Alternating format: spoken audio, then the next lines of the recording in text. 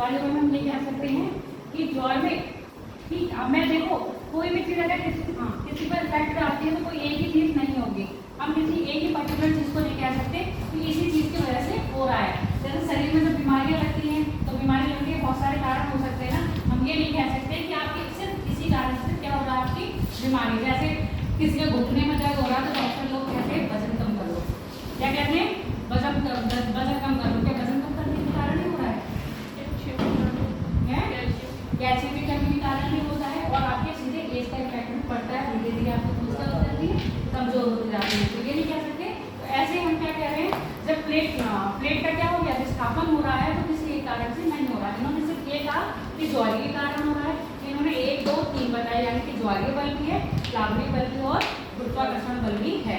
अपनी थ्योरी को सिद्ध करना होता है ना। अब जैसे आप कोई बात कहते हो तो उसको प्रूव करना होता है ना कि अगर हम किसी बात को कह रहे हैं तो किस बेस पर कह रहे हैं। कहते हो अगर आप किसी से कहते हो अरे हाँ मैंने वो आदमी ऐसा है या वो लड़का ऐसा है, वो मतलब पर्टिकुलर इंसान के बारे में बात करते हो ऐसा है, तो किसी बेस पे तो कहते होंगे वो कैसा है, आपने उसको ऑब्जर्व करा होगा। तो इन्होंने क्या करा था, अपनी थ्योरी को क्या करा था, मतलब अपनी जो स्टोरी दी थी उनमें महाद्वीपों को क्या करा था, ऑब्जर्व करा था। क्योंकि ये कौन थे? जर्मनी के मौसम वैज्ञानिक थे। तो ऑब्जर्व करते करते इन्होंने जो सेफ्टी पॉइंट रखे,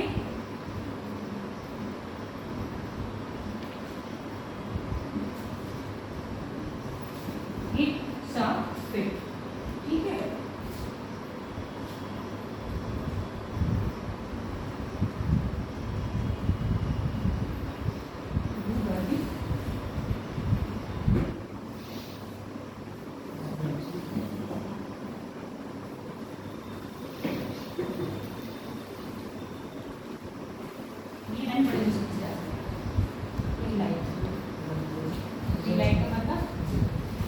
मतलब चाय, लाइट मतलब हेल्दी, तो ये इनलाइट।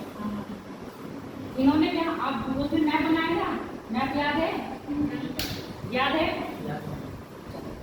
याद है तो ठीक है, नहीं तो अभी जब मैं मैप पर दिखाऊंगी तब इसको समझा दूंगी। अब ये इन्होंने जो बात करी थी, इन्होंने कैसे बात करी थी, इन्होंने कहा था अपनी थ्योरी भी स्टार्ट करी थी पैंथेलासा और पैंथिया से। ठीक है, पैंथिया जाके एक पूरा भूखंड था, उससे डिवाइड होकर क्या बने थे, अलग अलग महाद्वीप बने थे। तो इन्होंने पिक्स ऑफ फिट में कहा है, देखो आपका ये क्या पुस्तक का नाम है? नहीं, पुस्तक का नाम ये भी बता रही हूँ। इसको हिंदी में कहेंगे साम स्थापना। आपने पजल्स देखे हैं, बच्चों के पजल आते हैं, अलग अलग पार्ट में डिवाइड होते हैं। पहले शुरू में हम बनाते हैं, हमको पता नहीं चलता, धीरे धीरे एक एक चीज फिट करके देखते हैं तो फिट एडजस्ट हो जाती है। वही इन्होंने ये कहा, इन्होंने क्या कहा,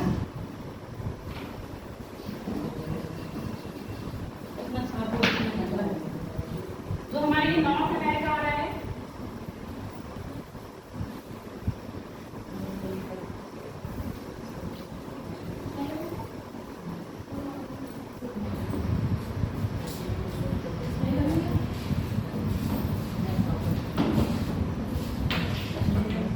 और ये क्या आ रहा है, अमेरिका महाद्वीप। ये मेरा ऊपर ये ऐसे बन गया है। आप ये सोचो, ये थोड़ा सा अगर हम इसका खोला अफ्रीका के यहाँ लैंड तो मिल जाएगा कि नहीं मिल जाएगा?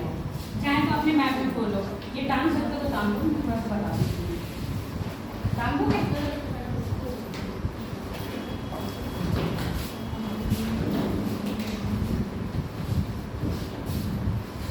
देखो इन्होंने कहा गिग्स ऑफ फिट में, यानी कि साम स्थापना में इन्होंने कहा कि ब्राजील का ये वाला कोना अफ्रीका के वाले कोने से, यानी कि बी के पास जाके मिल जाएगा कि नहीं मिल जाएगा? अब ये देखो यहाँ पर ये यूरोप के पास हडसन की खाड़ी है और यहाँ स्टेपन इसके थ्रू आपके नॉर्वे, स्वीडन और फिनलैंड, और ये क्या है डेनमार्क। अगर हम इनको यहाँ पर डालें तो यहाँ फिट हो सकते हैं। ठीक है, इनको यहाँ डालेंगे तो यहाँ फिट हो जाएंगे। इन्होंने यही ऑब्जर्व करा किसमें, गिग्स ऑफ फिट में। ये कहा कि अगर इसको यहाँ मिला दिया जाए, इसको यहाँ पे लिया जाए तो क्या बनेगा, एक पजल, मतलब एक भूमिखंड आपस में जुड़ जाएंगे, यानी कि साम स्थापक हो जाएगा। पहले इन्होंने एक्सप्लेन ये करा अपनी थ्योरी को सिद्ध करने के लिए। दूसरा उन्होंने कहा वो भूगर्भिक चट्टानें, मतलब जो संरचना है उससे चट्टानें बनी। आपकी जो अमेरिका और नॉर्थ अमेरिका, ये नॉर्थ अमेरिका में जो चट्टान पाई जाती है सिमिलरली वही चट्टान कहाँ पाई जाती है, तो यूरोप के कुछ देशों में उसी प्रकार की चट्टानों का क्या है प्राप्त हुई है। इसलिए उन्होंने दूसरा सिद्धांत कैसा दिया, प्रूव करा, आपके चट्टानों के पर्वत जो पर्वत श्रृंखला मिल रही है लगभग उनमें सेम गुण पाए जा रहे हैं। तीसरा है टिलाइट। टिलाइट एक आच्छादित चट्टान है जो हिम जैसे आप हिमालय है ना, अभी हिमालय के ऊपर बर्फ है, ठीक है। अब ये मान लो या विस्थापित होकर कहाँ आ जाए, ध्रुव से नीचे यानी कि इक्वेटर से नीचे आ जाए तो बर्फ धीरे धीरे क्या गलनी शुरू हो जाएगी। अब धीरे धीरे बाद बर्फ पिघलेगी तो उसके साथ चट्टानें छटेंगी गलेंगी होंगी। तो ऐसी चट्टानें कई सालों तक या कई वर्षों तक किसके नीचे दबी रही, हिम के नीचे यानी कि बर्फ के नीचे दबी रही। तो ऐसी चट्टानों को हम कहेंगे टिलाइट। टिलाइट आच्छादित चट्टानें हो रही हैं जो बहुत सालों तक बर्फ के नीचे दबी रही। और ये चट्टानें कहाँ पाई गई, आप ये देखो कनाडा अमेरिका ये क्या है ठंडे प्रदेश हैं क्योंकि इक्वेटर से ऊपर और आर्कटिक सर्कल के पास आते हैं। तो यहाँ की जो आपकी जलवायु है कैसे ठंडी है, तो यहाँ पर हिमसागर हमेशा रहता है। अब ये बताओ हमारा जो दक्षिण भारत है, हमारे दक्षिण भारत में बर्फ मिलती है क्या, पर यहाँ की जो चट्टानें पाई गई हैं वो कैसी पाई गई हैं, टिलाइट टाइप की, टिलाइट प्रकार की चट्टानें पाई गई। और ऐसी कहाँ पाई गई है, ऑस्ट्रेलिया में पाई गई। ऐसी कहाँ पाई गई, अफ्रीका में पाई गई। तो इन्होंने ये दिया कि ऐसी चट्टानें कहाँ पाई जाती है, ज्यादातर ध्रुवीय क्षेत्र में पाई जाती है जहाँ पर बर्फ रहती है। तो उन्होंने ये कहा कभी ना कभी ये टीम आपस में क्या थे, एक थे, मर्ज हुए थे, एक थे और ये कहाँ थे, कहीं ना कहीं दक्षिण ध्रुव के पास थे। तो तभी इनको तभी यहाँ पर कौन सी पाई जाती है, आपकी टिलाइट और साथ में पर्वत चट्टानें पाई जाती हैं। आगे वो भी बात हुई है तीनों इनके इन्होंने अपने थ्योरी कैसे प्रूव करी, ये तीन बातों से। और यहाँ पर देखो ये आपका दक्षिण अमेरिका है और यहाँ आपका अफ्रीका महाद्वीप है। जुरासिक युग में क्या हुआ था, यहाँ पर समुद्री में जो अक्षर मतलब समुद्र की तट रेखाएं होती है ना वो भी क्या होती है, छटती रहती हैं। तो यहाँ के जो समुद्र में जो छटनी हुई वो यहाँ पर और यहाँ पर एक ही काल में हुई है। तो इन्होंने क्या मतलब एक ही काल में जब टूटी होगी तो एक ही समय में टूटी होगी ना, अलग हुई होगी। तो इन्होंने कहा ये दोनों आपस में जुड़े हुए थे। इन्होंने अपनी थ्योरी को सिद्ध करने के लिए ये 3-4 पॉइंट दिए थे। वो भी बात क्लियर या नहीं, बोलो पक्का। मैडम बेस थ्योरी को हाँ पहले इन्होंने अपनी थ्योरी दे दी, ठीक है। ज्वारीय बल के महाद्वीप में विस्थापन हो रहा है, ज्वारीय बल के कारण हो रहा है, प्लावर मतलब अधिक घनत्व वाली प्लेट कम घनत्व वाली प्लेट उसके ऊपर तैर रही है। गुरुत्वाकर्षण के कारण ये क्या हो रहा है, प्रवाह हो रहा है, मतलब विस्थापित हो रहा है, अपनी जगह से दूसरी जगह जा रहे हैं। इन्होंने ये किया, उस पर फिर उन्होंने भी बात सिद्ध करी। तो सिद्ध करने के लिए उन्होंने ये वाले पॉइंट दिए। हो गए क्लियर, ये हटा दो एक 2 मिनट से।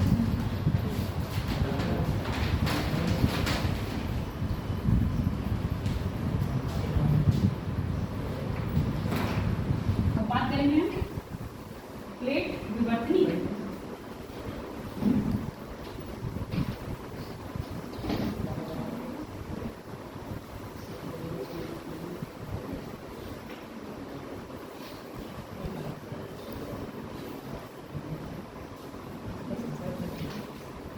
आप डाटा लगा दीजिए।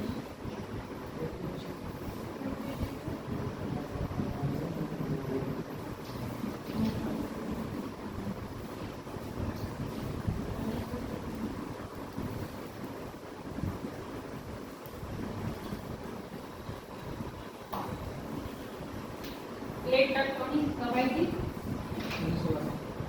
किसने दी थी, है हैरी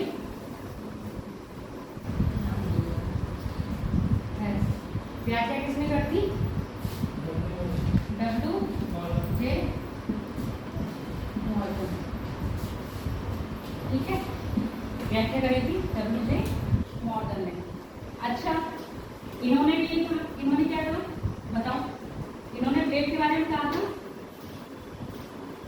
कितनी प्लेटें बताई गई है नासा द्वारा, 900 नहीं, पहले मैं बोला मैंने 3 हुआ 100 नहीं, नासा ने बताई हैं छोटी छोटी 200, बड़ी सर। अरे छोटे छोटे 200 नहीं, नासा ने टोटल 200 प्लेटें बताई हैं। क्या अब ये तक जो हमने ऑब्जर्व करी हैं 7 तो बड़ी प्लेट है और 20 छोटी प्लेटें हैं। टोटल हो गई 27। 7 बड़ी प्लेटें तो अपने महाद्वीप में हम देख रहे हैं, उसके साथ साथ छोटी छोटी प्लेटें हैं।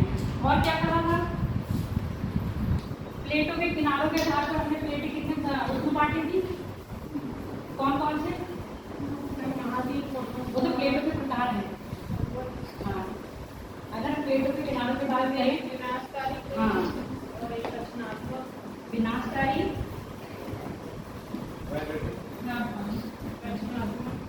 रचनात्मक, संरक्षित।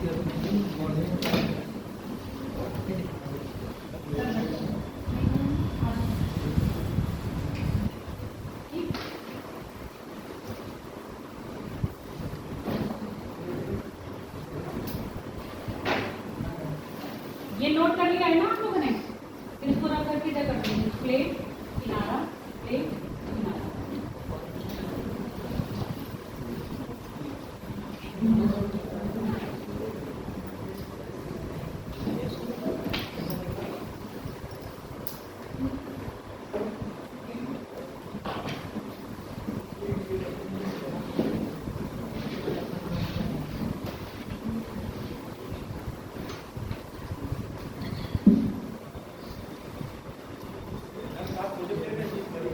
हाँ, आगे कर दो। अब देखो, मैंने बताया था प्लेट,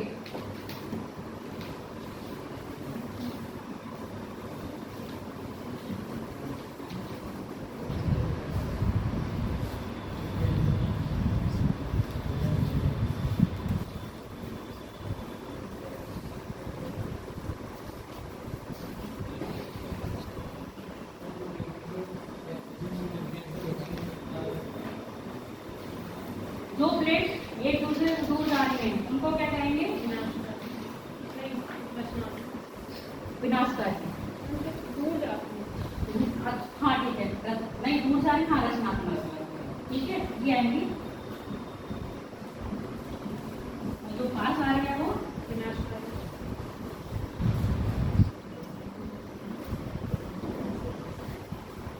इनको हम अभिसारी और अपसारी भी कह सकते हैं। अभिसारी कौन सी और अपसारी कौन सी, ये मतलब जो डाइवर्ट हो रही है उसको अपसारी, और जो पास आ रही है उसको अभिसारी, जो डाइवर्जन का इन्वर्जन कन्वर्जन कन्वर्जन, ठीक है, एक हो रही है कन्वर्ट और एक हो रही है डाइवर्ट, और ये हो रही है ऊपर नीचे। ठीक, अब मेरी बात सुनते रहना। एक चित्र और बना दूं पहले, थोड़ा सा एक छोटा सा बना दूंगी।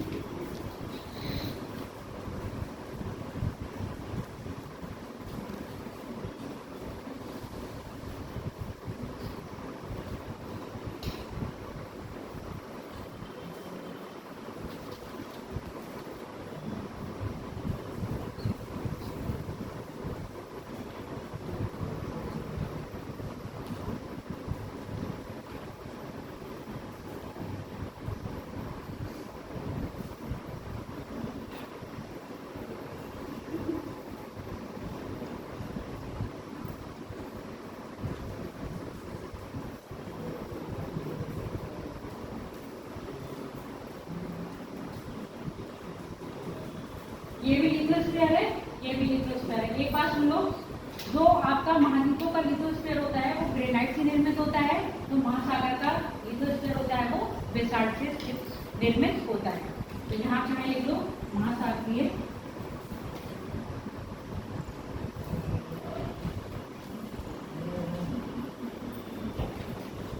बेसाल्ट, ठीक है, और ये महाद्वीपीय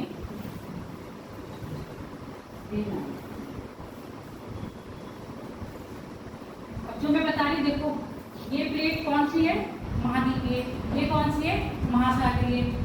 घनत्व किसका ज्यादा है, महासागरीय प्लेट का, और कम घनत्व वाली कौन सी है, महाद्वीपीय प्लेट।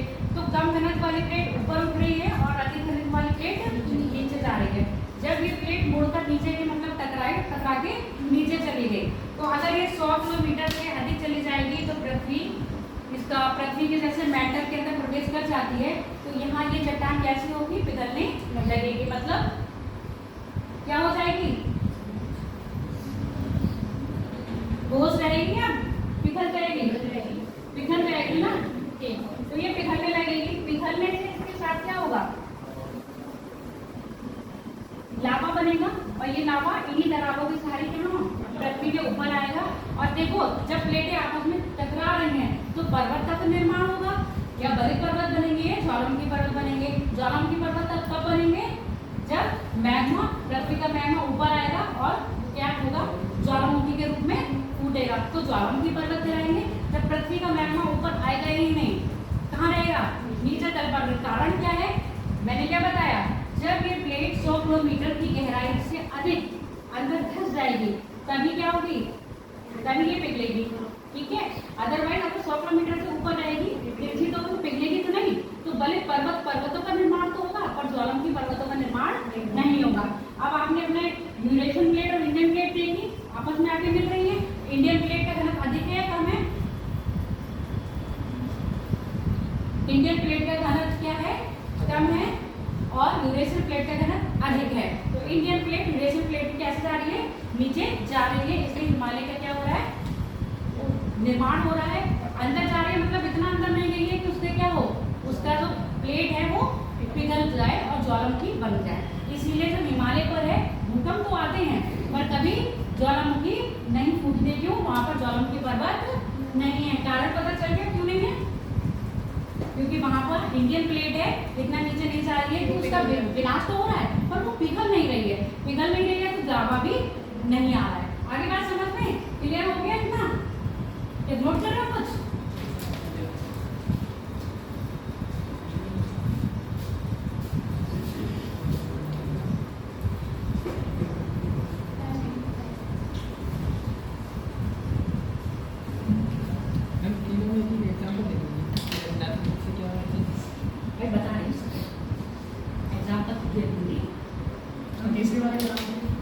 तीसरे वाले का नाम है संरक्षित प्लेट किनारा। इसमें कुछ नहीं है, जैसे इसमें डाइवर्जन हो रहा है, बस ये है वो प्लेट ही बनी है, डाइवर्ट हो रही है उसको डाइवर्जन किया दिया, कन्वर्ट हो रही है आगे पड़ोस में आ रही है उसको कन्वर्जन किया दिया। अब डाउन हो रही है तो इसको संरक्षित है, पर इसको कहते हैं, देखो इंग्लिश में मुझे नाम याद नहीं आ रहा, हिंदी में नाम नहीं है, हिंदी है मुझे नाम याद नहीं आ रहा है, जब नाम याद आ जाएगा तो मैं बताऊँ।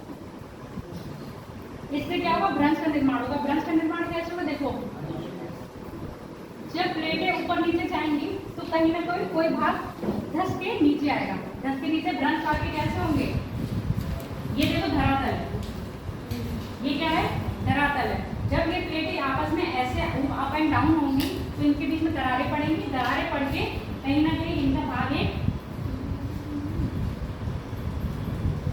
धंस के नीचे बैठ जाएगा, बिल्कुल अलग नहीं होगा। ऐसी कंडीशन नहीं हुई है कि अलग होके पृथ्वी का मैग्मा बाहर आया है, या अगर देखो समुद्र में आएगा, अगर ये प्लेट ये क्रिया समुद्र में हो रही है तो यहाँ पर क्या होगा, आगे रेंज बनेंगे ना, गर्त बन जाएंगे, गर्त एक यहाँ भी बन रहा है और गर्त एक यहाँ भी बन रहा है। ठीक है माँ, देखो ये प्लेट हुई पर महासागर तो ये है ना, अगर जल की बात करें तो जल तो ऊपर आ रहा है, ये क्या आई है आपकी लिथुअन स्फीयर नीचे आया है, पर सागर का जल तो ऊपर ही है, तो ये भाग क्या हो गया, गहरा हो गया, तो ये क्या बन गया, ट्रेंच बन गया, यानी कि गर्त बन गया।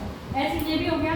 अगर भूखंड पे है तो हम उसको भ्रंश कह देंगे, जमीन के अंदर है तो वो मतलब सागर के अंदर है तो हम उसको क्या कहेंगे, गर्त। आगे बात समझ में, जब आपको भ्रंश पढ़ाएंगे ना, पर्वत और ये माला पढ़ाएंगे, कभी भ्रंश पढ़ाएंगे तो भ्रंश के प्रकार में पढ़ा लेंगे। अभी मैंने सिर्फ एग्जाम्पल दिया, जब प्लेटें क्या होंगी ऊपर नीचे होंगी तो कहीं ना कहीं भूखंड का मतलब जो क्रस्ट है उसका नीचे दबेगा, नीचे दबने से क्या होगा, भ्रंश का निर्माण हो जाएगा। आगे बात समझ में,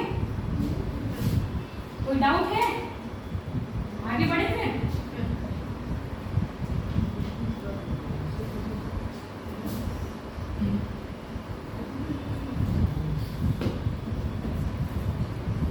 अब देखो सबने अपनी अपनी थ्योरी दी, थ्योरी को प्रूव करने के लिए कुछ ना कुछ दिया। जैसे आपका वैगनर ने क्या क्या बताया था, वैगनर ने किस आधार पर अपनी थ्योरी को सिद्ध किया, वो तो उन्होंने प्रभाव बताया था सिद्ध करने का,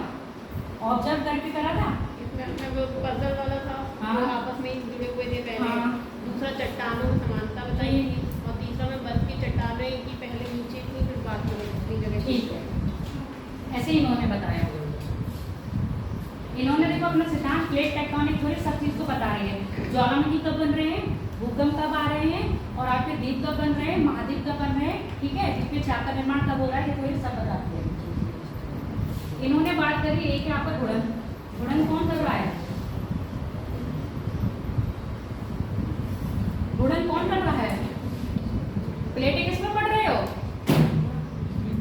पृथ्वी पे, तो घुड़न भी कौन कर रहा है, प्लेट है। आगे तक सब लोगों ने कहा गुरुत्वाकर्षण है, प्लाटन बल है, और क्या है, ज्वारीय बल है। इन्होंने कहा क्या है, पृथ्वी का घुड़न, पृथ्वी का घुड़न है। और दूसरा है हॉट स्पॉट, जो आपके फोन का नहीं है, ये पृथ्वी का हॉट स्पॉट है।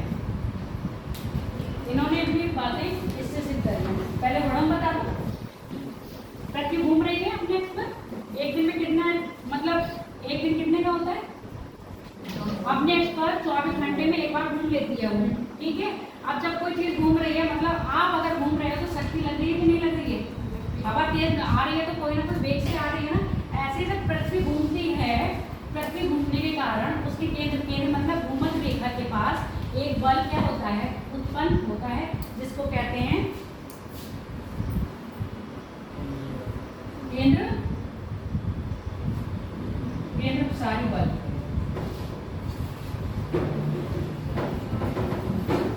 सेंट्रीफ्यूगल फोर्स, इंग्लिश वाला कोई हो तो लिख लेना, सेंट्रीफ्यूगल फोर्स।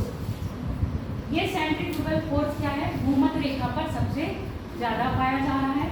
अभी विस्थापन बता रहे थे ना, सबने अपना अपना दिया था। इन्होंने विस्थापन कहा है, इन्होंने विस्थापन बताया ऐसे। इन्होंने कहा जो पृथ्वी के घूर्णन के कारण केंद्र पर क्या उत्पन्न हो रहा है, मतलब भूमध्य रेखा पर केंद्र प्रसारी बल यानी कि आपका सेंट्रीफ्यूगल फोर्स उत्पन्न होता है, जिसके कारण क्या होता है, महाद्वीपों का प्रभाव।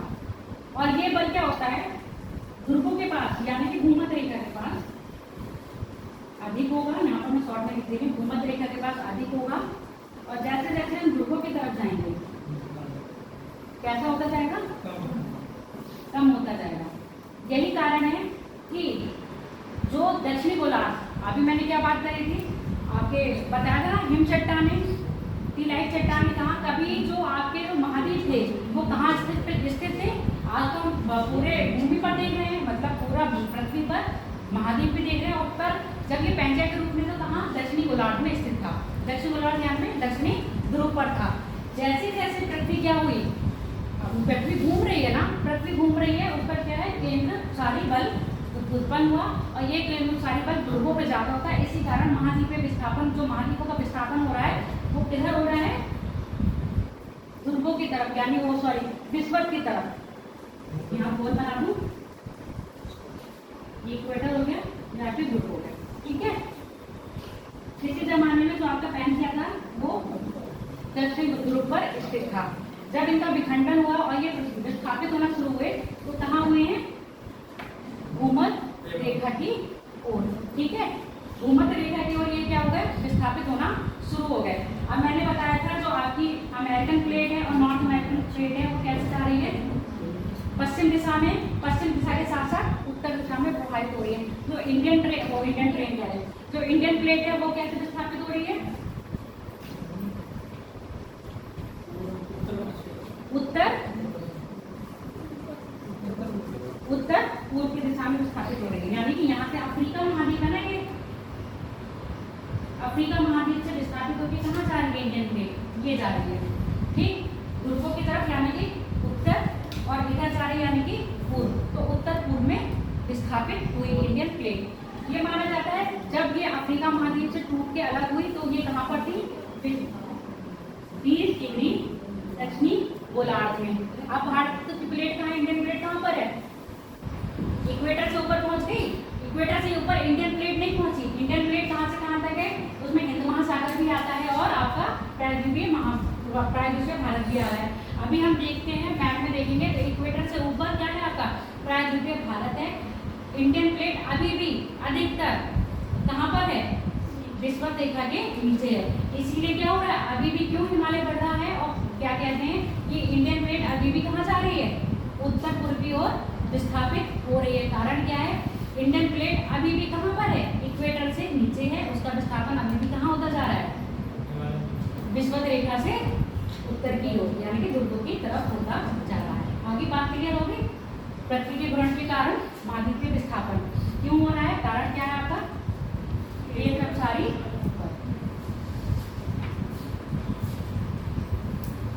अब बात करते हैं हॉटस्पॉट। आज बच्चे नहीं आए हैं फिर कहेंगे मैम हमारा वाला पार्ट क्लियर नहीं हुआ, आपने क्या पढ़ाया था, ऊपर ऊपर पढ़ाया था। देखो ये हॉटस्पॉट मतलब गर्म क्षेत्र। जो आपने भूतापीय ऊर्जा सुनी है, सुनिए भूतापीय ऊर्जा कैसी होती है उत्पन्न, अरे सोलर ऊर्जा भी सुनी है ना, पवन ऊर्जा भी सुनी है और भूतापीय ऊर्जा भी सुनी है। अब हम सोच रहे हैं कि हम कोयले से हटकर हाँ इन्हीं चीजों पर हाँ आ जाओ, इन्हीं चीजों से क्या करें, अपनी बिजली का उत्पन्न करें। तो कैसे करेंगे, ये रिन्यूएबल है या नॉन रिन्यूएबल है, कौन से भूतापीय ऊर्जा हो गई, सौर ऊर्जा हो गई और आगे पवन ऊर्जा हो गई, ये नवीनीकरण ऊर्जा के उसमें आते हैं और इनका कभी अंत नहीं होता है। क्यों अंत क्यों नहीं हो रहा है, क्योंकि ये प्रकृति से मिली है और इसका अंत नहीं है। सूर्य जब तक है, जब तक हमें सूर्य का प्रकाश मिलता रहेगा और उससे क्या हम सोलर लाइट बना सकते हैं। पवन जब तक चल रही है, कोयला तो एक लिमिटेड है ना, कभी ना कभी खत्म हो जाएगा। जो हम तापीय ऊर्जा की बात करते हैं जिस पर हम डिपेंडेंट है, वो तो कभी ना कभी खत्म हो जाएगा। पर ये हमारी जो कौन सी है, भूतापीय ऊर्जा, भूमि में ताप निकलना तो कभी बंद नहीं होगा। इनसे जो ऊर्जा बनती है उसमें हम क्या करेंगे, टरबाइन फिट कर देंगे। ज्वारीय ऊर्जा भी हमेशा ज्वार भाटा आएगा तो उससे भी क्या होगा, हमारी बिजली बन सकती है। तो इसीलिए अब क्या कर रहे हैं हम लोग, तापीय ऊर्जा से हटकर किस पर आ रहे हैं, हॉटस्पॉट पे नहीं आ रहे हैं किस पर आ रहे हैं, नवीनीकरण ऊर्जा पर आ रहे हैं। क्योंकि ये क्या है, जब तक प्राकृतिक साधन है तब तक नहीं, ये कभी खत्म होने वाले स्रोत नहीं है। हॉटस्पॉट सीधे सीधे उसी बात पे करता है,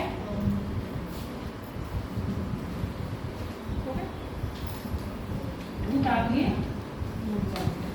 आपने कहीं देखा होगा ना, तत्ता पानी गर्म होता है, उस क्षेत्र में ठंडा होगा उसके साथ पानी गर्म होगा, है ना, सुना है कि नहीं सुना है। अभी बद्रीनाथ में भी है एक कुंड बनाया है जहाँ पर पानी हमेशा गर्म रहता है ना, उस कुंड में कोई गर्म पानी नहीं डालता है, उसमें अपने आप गर्म रहता है। कारण क्या है, वहाँ की जो भूमि है वो कैसी है, गर्म होगी। जो वहाँ पर पानी है वो क्या, उससे क्या होता है, गर्म होता रहता है। तो भूतापीय ऊर्जा देखो, उस दिन मैंने आपको क्या बताया था, जब आप कोई पानी उबाल रहे हैं तो कहाँ जाएगा गर्म होकर, ऊष्मा का प्रभाव हमेशा उस दिन पर रहता है, कहाँ होगा, गर्म से ठंडे की ओर या ठंडे से गर्म की ओर, गर्म से ठंडे की ओर ऊष्मा हमेशा वहाँ जाएगी। अगर उसके पास कोई ऊष्मा हो चाहे हवा हो, कहाँ होगी, उच्च दाब से कहाँ जाएगी, निम्न दाब पर होगी। ठीक है, उच्च दाब से हमेशा उसका फ्लो कहाँ होगा, निम्न दाब पर होगा। ऐसे यहाँ है, भूतापीय ऊर्जा उत्पन्न होती है तो ये कहाँ जाती है, ऊपर उठती है। ठीक है, जैसे आप पानी गर्म करते हैं तो भाप बनती है तो कैसे ऊपर उठती है ना, ऐसे भूतापीय ऊर्जा है ऊपर उठती है। अब भूतापीय ऊर्जा पृथ्वी में कैसे बन रही है, बनने के कारण कोई आग लगा दिया अंदर, रेडियो एक्टिव पदार्थ। पृथ्वी के अंदर मैंने बहुत सारे पदार्थ बताए थे, उसकी लेयर भी बताई थी। पृथ्वी के, देखो आपने अभी सुना होगा ना, जम्मू में यूरेनियम के भंडार पाए गए हैं, यूरेनियम धातु है। ठीक, तो यूरेनियम धातु किस काम में आती है, परमाणु बम बनाने में, सिक्का आपके जो चिप वगैरह बनती हैं उनके काम में भी आती है। ठीक, अब परमाणु बम यानी कि उसमें ऊर्जा होगी ना। ठीक, आपने यूरेनियम, थोरियम ये सब पढ़े हैं, जितनी केमिस्ट्री पढ़ी होगी उसने ये पढ़ा होगा। यूरेनियम, थोरियम की क्या है, रेडियो एक्टिव पदार्थ है। ये क्या है, अस्थिर है। अस्थिर का मतलब स्थिर नहीं। जैसे कुछ चीज होती है ना, जैसे हमें मिली, जैसे हमने उसका पहला स्वरूप देखा, पहली बार में जिसको देखा है, कई सालों बाद या कई अरबों करोड़ों सालों बाद भी हम उस रूप में देखेंगे तो उसको कहेंगे शाश्वत या स्थिर कहेंगे। पर यूरेनियम एक ऐसा पदार्थ है जो शाश्वत नहीं है। क्या होता है, इसका स्वतः ही क्या होता रहता है, क्षय होता रहता है, खंडन होता रहता है। क्योंकि आपको पता है कोई भी परमाणु हो या अणु तो छोटे छोटे अणु से मिलकर बना है, तो इनके अणु क्या आपस में क्या होती रहती है, टकराव होता रहता है, इनके मतभेद होते रहते हैं। सिंपल भाषा में इनके क्या होते रहते हैं, मतभेद होते हैं। तो इनके जो अणु होते हैं आपस में टकराते रहते हैं। आपस में टकराने जो होने के कारण ये क्या होता है, एक एनर्जी को क्या करते हैं, उत्पन्न करते हैं। ठीक है, एनर्जी उत्पन्न करी, इससे क्या होता है, आपके भूतापीय ऊर्जा का निर्माण होता है। अभी मैंने आपको वो पढ़ाया था पृथ्वी के क्रस्ट मेंटल कोर। पृथ्वी का कोर कैसा है, ठोस है। कौन क्या पाया जाता है इसमें, क्या पाया जाता है, निकेल, यानी कि निकेल और फेरस। निकल फेरस धातु कठोर है और इसके पास मेंटल और ये अपर कोर, जो अपर कोर है वो भी क्या है, थोड़ा थोड़ा लिक्विड फॉर्म में, और जो मिडल कोर है वो बिल्कुल अंदर है, निचला कोर है वो ठोस फॉर्म में है। तो जो आपका जो लिक्विड फॉर्म में है वहां पर यूरेनियम की मात्रा अधिक पाई जाती है। और ये क्या होता है, जब ये कण किसी ठोस सतह से टकराएंगे, आपने केमिस्ट्री में पढ़ा होगा, मुझे उसका थ्योरी का नाम याद नहीं है, मतलब किसने दिया ये मुझे नहीं पता। उसमें ये कहते हैं कि जब उन्होंने रेडियो एक्टिव किरणों को वो करा था तो एक वो बना दी थी, एक सतह बनाई, उस पर क्या करा था, यूरेनियम के फेंके गए और यूरेन, ठीक है, इसलिए वो याद है, तो ये फेंके गए थे। तो इसमें अल्फा गामा बीटा है ना, ये अल्फा गामा बीटा के लिए निकली थी। तो यही वाली बात है, जो आपका पृथ्वी का जो है ना, जो मेटेलिक यानी कि लिक्विड फॉर्म में जो है, यहाँ पर यूरेनियम की मात्रा अधिक पाई जाती है। जब यूरेनियम के कण आपस में या पृथ्वी के कोर से टकराते हैं तो ये क्या करते हैं, आपकी रेडियोधर्मी तरंगें उत्पन्न करते हैं। अब ये रेडियोधर्मी तरंगें उत्पन्न हुई, इनसे क्या होती है, ऊर्जा उत्पन्न होती है, जिसको हम क्या कह रहे हैं, भूतापीय ऊर्जा। अब ये भूतापीय ऊर्जा, देखो मेरी बात सुनो, आप पतंग उड़ाते हो, बहुत लोग पतंग उड़ाते होंगे, कैसे उड़ती है पतंग, बताओ, जनरल क्वेश्चन है, हवा में उड़ती है, पहले खरीद के लाते हो, फिर डंडे मारते हो, ढील लाते हो, फिर उड़ाते हो। ठीक है, तो हवा रहेगी तब उड़ेगी या हवा नहीं होगी तब भी उड़ेगी, हवा में वैसे नहीं उड़ती है। तो हवा के विपरीत जाती है, जिस साइड हवा चल रही होती है उस साइड पतंग जाती है, जिस साइड हवा जा रही है उस साइड क्या जा रही है। तो अभी देख लो, जिस साइड हवा जा रही है उस साइड, तो अभी मैंने आपको ये गुणन बताया था ना, जिस साइड अब केंद्र बल लग रहा है उसी साइड क्या जा रही है, प्लेट्स बढ़ रही हैं, यानी कि प्लेटों को जो गति देने का काम करता है गुणन। अब पतंग अपने आप तो नहीं उड़ती, पतंग को कौन उड़ा रहे हैं, आप लोग उड़ा रहे हो, यानी कि पतंग को जो गति देने का काम कर रहे हो, चाल दे रहे हो, वो कौन दे रहे हो, आप। तो चाल देने का जो काम करता है किसको, प्लेटों को, वो आपकी करती है संवहनीय ऊर्जा।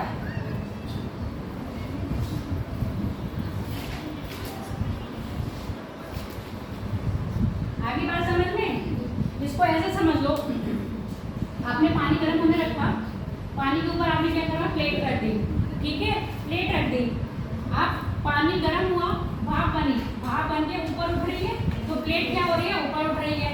जब तक उठ सकती नहीं तो फिर वो नीचे गिर जाती है। तो प्लेट में गति आई ना, गति किसके कारण आई, भाप के कारण। यहाँ प्लेटों में कैसे आएगी, संवहनीय ऊर्जा के कारण। देखो ताप मैंने बताया, हॉट स्पॉट बताया, हॉट स्पॉट कहाँ से बन रहा है, भूतत्वीय ऊर्जा। अब भूतत्वीय ऊर्जा किससे निकल रही है, आपके रेडियोधर्मी पदार्थों के कारण। ठीक है, अब रेडियोधर्मी पदार्थ के कारण ऊर्जा तो बनी, पर ये ऊर्जा ऊपर उठेगी, उस ऊर्जा को ऊपर चढ़ाने का काम कौन कर रहा है, संवहनीय ऊर्जा। अब संवहनीय ऊर्जा किस तरह से काम करती है, ये देख लो। संवहनीय ऊर्जा दो तरह से काम करती है, एक होता है असेंडिंग और एक होता है डिसेंडिंग, यानी कि अवरोही और आरोही।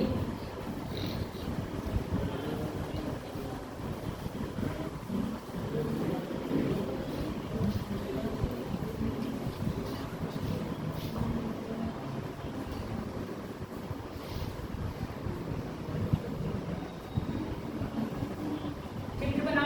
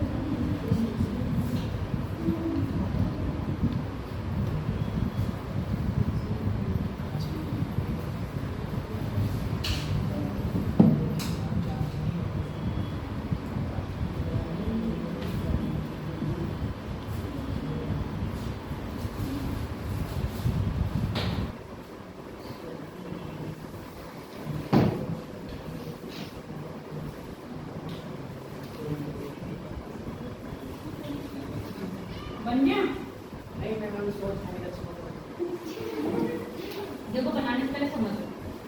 अभी मैंने बताया ना, आरोही और आरोही को समझ लो। आरोही मतलब ऊपर उठना, अवरोही मतलब नीचे, यानी कि असेंडिंग और डिसेंडिंग। असेंडिंग मतलब ऊपर बढ़ना, डिसेंडिंग मतलब नीचे गिरना। जब पानी में भाप बन रही होगी तो वो ऊपर उठेगी, ठीक, फिर वो क्या होगी, टकराएगी, टकरा के ठंडी होगी, फिर कहाँ जाएगी, नीचे। सेम है ये संवहनी ऊर्जा, मतलब वो भूतापीय ऊर्जा है। भूतापीय ऊर्जा के बाद फिर वो इसको क्या कर दिया, ऊपर। ऊपर कैसे खींचेगी, देखो असेंडिंग, यानी कि जब गर्म हो रही है भूतापीय ऊर्जा तो उसको ऊपर जाएगी।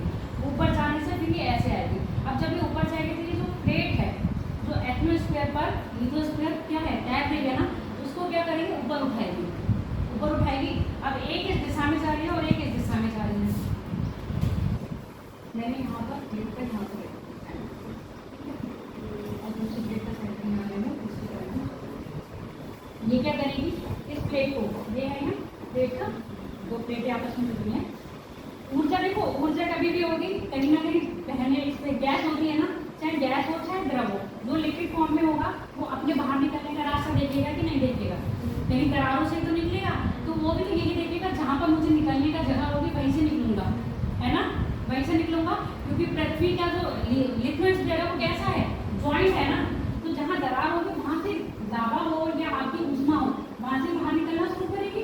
ऐसे सेम ये है, जब क्या है, जब आपका भूतापीय ऊर्जा, संवहनी ऊर्जा क्या है, जब ऊपर उठती है, ऊपर उठ के जब आपके किससे, इस लिथोस्फीयर के नीचे यहाँ पर आई, इससे टकराएगी ना नीचे वाले से, और नीचे वाले से टकराएगी, इसको क्या करेगी, ऊपर की ओर उठाएगी, ऊपर की ओर उठा के जब ये इधर को जा रही है, टकरा के उठ रही है, इधर को जा रही है, तो इसको मान लेगी, विस्थापित करेगी एक साइड, और दूसरी इधर जाके इधर विस्थापित, यानी कि ये वाली इसको उठा के इधर जाएगी, ये वाली इसको उठा के इधर ले जाएगी। तो यहाँ पर क्या हो रहा है, प्लेटों का डाइवर्जन हो रहा है ना, डाइवर्जन हो रहा है। डाइवर्जन होने के कारण जो आपके मेंटल में लावा होगा, मेंटल में क्या है, तरल पदार्थ है, वही तरल पदार्थ इन दरारों से उठकर कहाँ जाएगा, ऊपर की ओर आएगा, ऊपर की ओर आके धरातल पे क्या होगा, वो जमेगा।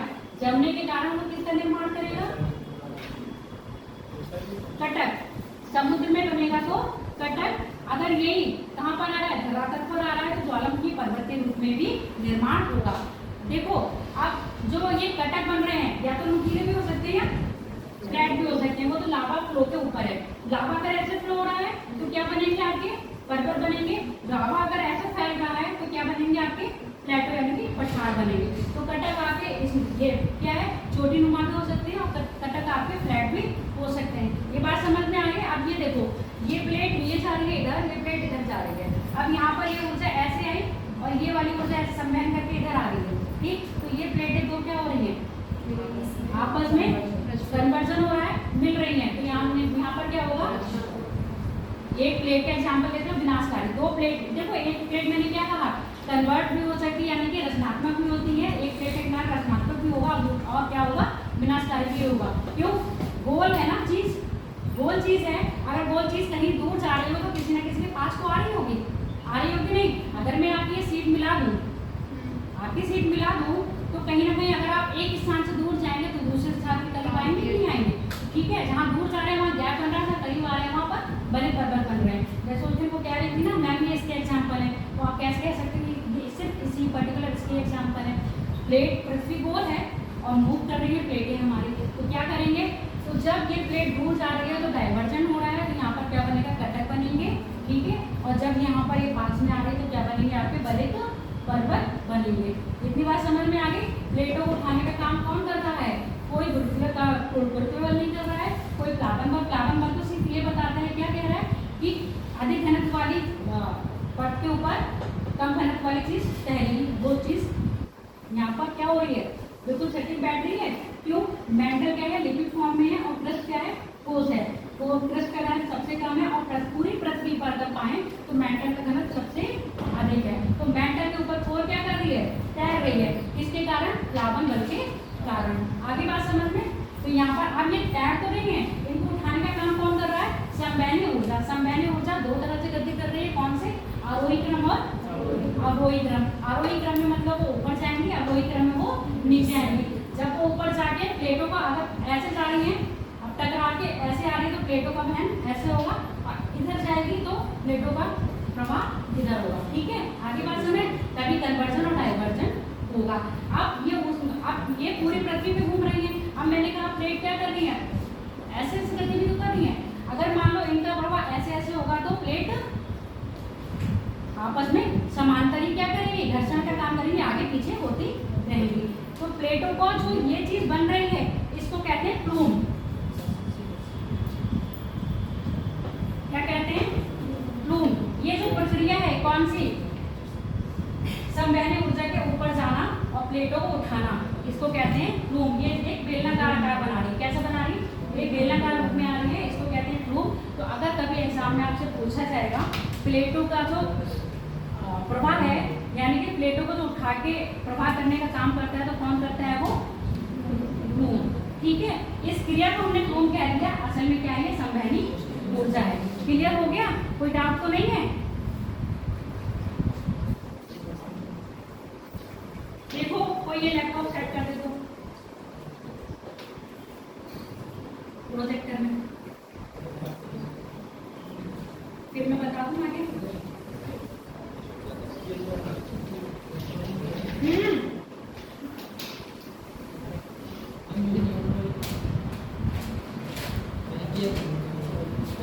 कितने अच्छे बच्चे हैं, वो सर कह रहे थे कि बच्चे कर देंगे। चलो मैं ट्राई करती हूँ, ऊपर लगा दोगे ना।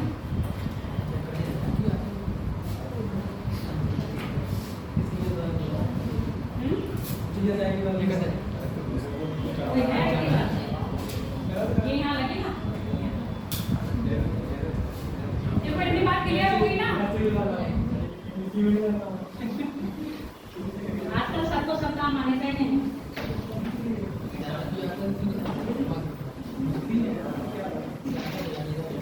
अरे बात नहीं करो, ये बनाओ।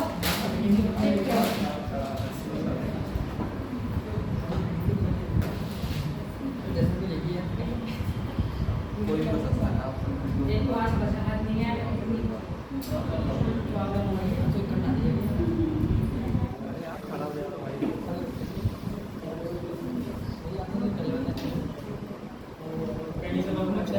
क्या हो गया? आईटी का कोई नहीं है यहाँ? भाई ये कौन है? तू काओ ना लगाओ। उसने भैया बेटा लीड लगानी है, चढ़ के यहाँ लगानी है।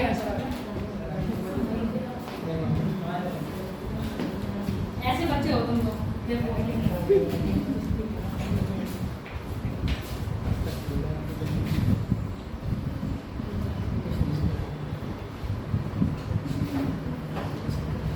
यहाँ फ्रंट है,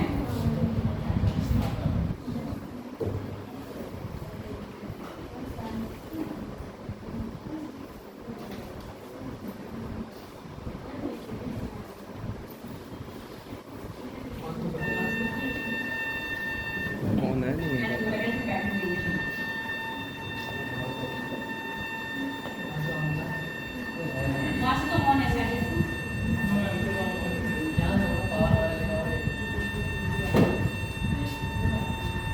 Wow, actually.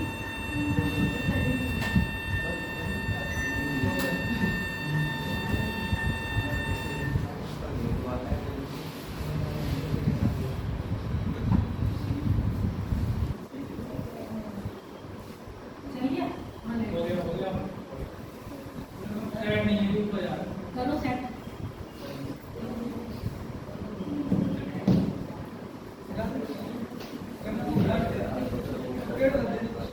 फिर कर देना, एक सेट करना। ये बना लिया, समझ में आ गया, इसमें कोई डाउट तो नहीं है ना? इतना ऊपर वैसे भी जितेंगे। और नीचे कर लो थोड़ा सा, बस आगे। ठीक है, नीचे ला दे।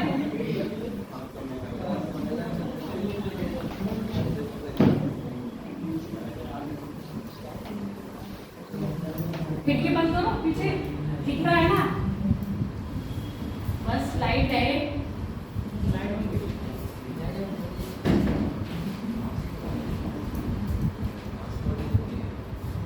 मेरा भाई बोला दीदी ले जाओ रामपुर से,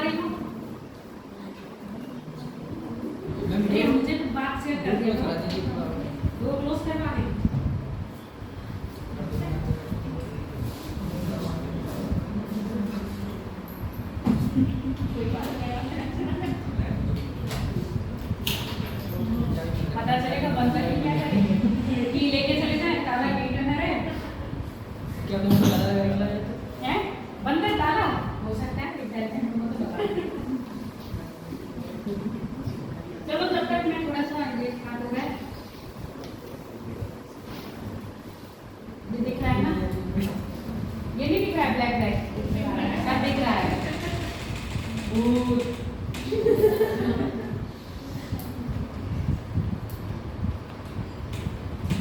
क्या बनाया मैंने? इसको क्या कहते हैं? रासायनिक गुण के आधार पर 20 वाले को लिखते हैं। ये देखो सीआर सीमा लिपिड।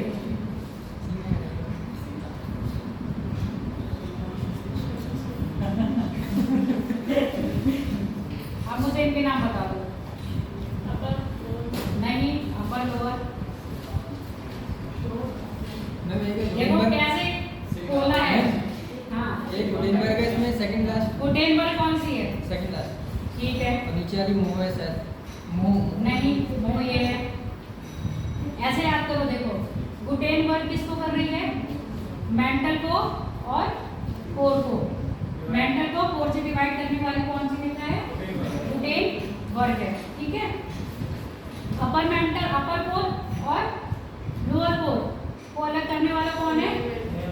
लेहमैन। कैसे बताया था? निफे यानी कि लोहा, और लोहा कौन निकाल रहा है? मैन निकाल रहा है। तो ये क्या है? लेहमैन। अपर कोर को लोअर कोर से अलग करने वाला जो असंवर्धन क्षेत्र है वो कौन क्या है? लेहमैन। और यहाँ पर गुटेनबर्ग। गुटेनबर्ग किस किसको कर रहा है? हाँ, मेंटल को निफे यानी क्रस्ट को मेंटल से अलग कर रहा है। ये बताओ, ये कौन सा है? रेप्टी। रेप्टी, रेप्टी किसको अलग कर रही है? मैम ये तो अपर मेंटल लोअर मेंटल को अलग कर रही है। ये निचला किसको कर रही है? अपर मेंटल अपर मेंटल को लोअर मेंटल से। ये मुंह, ये कौन रॉड कोन रॉड। कोन रॉड, ठीक है। ये गया ठीक है। इतनी बात क्लियर हो गई? ये चीज याद है आपको? फिर कोई डाउट तो नहीं है? अगर आप जैसे मिलाने को पूछा जाएगा, कोई एक नाम दे दिया जाएगा, 4 नाम इनके दे दिए जाएंगे। अब क्रस्ट मेंटल कोर तो क्या हो गया? अधिकतर बच्चों को पता है। सीआर सीमा और निफे भी अधिकतर बच्चों को पता है। ठीक है, नॉर्मल है। ये किसमें, जैसे आप कह रहे हैं ना यूपी ट्रिपल एससी है ना, और ये आपके पीसीएस लेवल के है। इसमें क्या होगा? आपको 2 सीमा दे देंगे, उसके आगे नाम दे देंगे। अब आपको क्या करना पड़ेगा? इनसे मैचिंग करनी पड़ेगी। ठीक,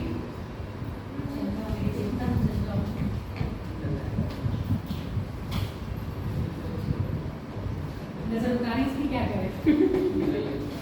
नजर लग गई।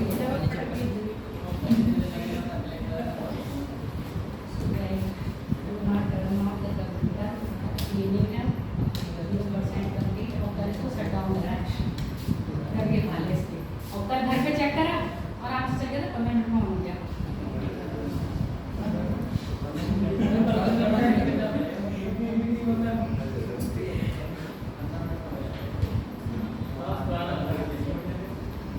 ये मेरे देश का स्टार्ट हो जाओ।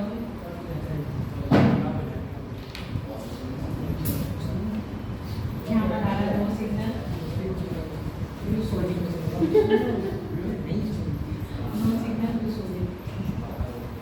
कुछ नहीं करना था, 15 मिनट का काम था, बस पिक्चर का एक्सप्लेन करना था। अरे बेटा स्टार्ट भी तो वो कब इतनी जल्दी स्टार्ट हो गया था? ये मैं चेक करके आई थी, गलती हो गई। मैं मुझसे एक बार और कर लेती ना, पूरी रात बेचारा बंद रहा और आप गहरी नींद सो रहा हो गई है।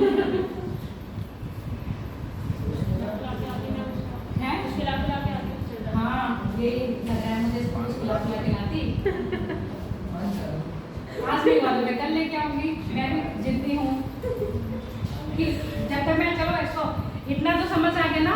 प्लेट विवर्तनीय में क्या करा था उन्होंने? पहले अपने सिद्धांत दिए, क्या बताया? प्लेट के प्रकार बताए और प्लेट कैसे कैसे प्रभाव हो रही है। तो उनको प्रभाव होने के लिए देखो, एक मैंने क्या बताया? गति। गति कौन दे रहा है उनको? घूर्णन दे रहा है। ठीक है, और उसको चलाने का काम कौन कर रहा है? संवहनी ऊर्जा। ठीक है, इतनी बात समझ में आ गई। और संवहनी ऊर्जा बनने का कारण क्यों बनती है? कारण क्या है? भूतापीय तो है, पर भूतापीय के अंदर भी क्या बन रहा है?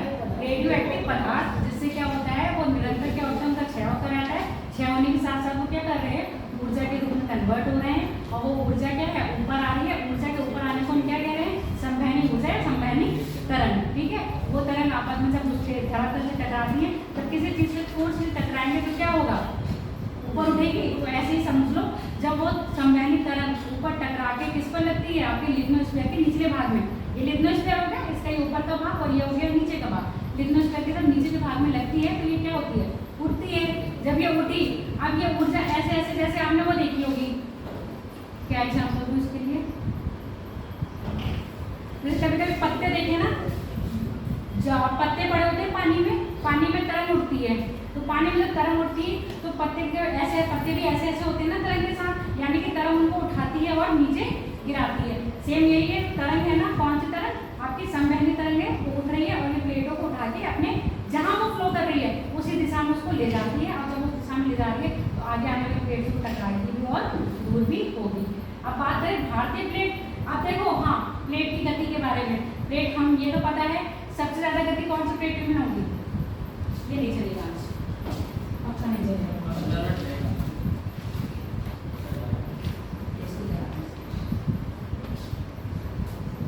बताओ गति, आप सुन रहे हो ना, हिमालय बढ़ रहा है, सबसे ज्यादा जो गति, सबसे ज्यादा गतिमान प्लेट है वो आपकी होती है महाद्वीपीय, वो लगभग जाती है 5 सेंटीमीटर प्रति,